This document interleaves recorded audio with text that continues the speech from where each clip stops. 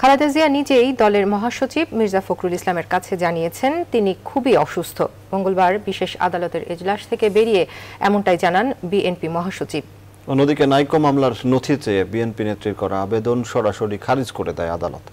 অভিযোগ গঠনের শুনানির জন্য আগামীকাল 1 এপ্রিল দিন ধার্য করা হয়েছে। বিস্তারিত জানাচ্ছেন তৌহিদ শান্ত। নাজিমুদ্দিন রোডের পুরানো কেন্দ্রীয় কারাগারে অস্থায়ীভাবে স্থাপিত ঢাকার ৯ নম্বর বিশেষ জজ আদালতে খালেদা জিয়াকে উপস্থিত করা হয় মঙ্গলবার বেলা 12:30টার পর। এতে নাইকো দুর্নীতি মামলার বিচার চলছে।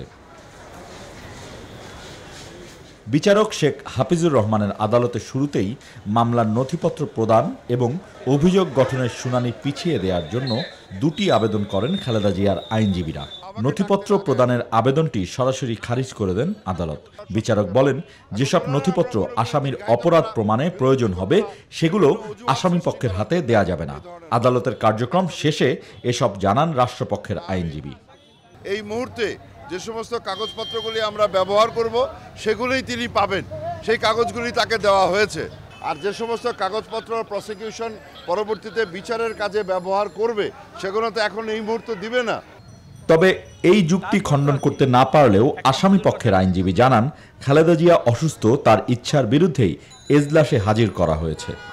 গতকাল ডাক্তার বলেছে যে কথা আমি বললাম যে she is not physically fit to produce in the court. চিকিৎসা না দিয়ে বরং জোরপূর্বক বিচারের সামনে তাকে হাজির করা হচ্ছে দিনের পর দিন। আদালতে উপস্থিত ছিলেন বিএনপি মহাসচিব মির্জা ফখরুল ইসলাম আলমগীর। তিনি সাংবাদিকদের বলেন, আদালতে হুইল চেয়ারে বসতেও কষ্ট হচ্ছিল খালেদা জিয়ার।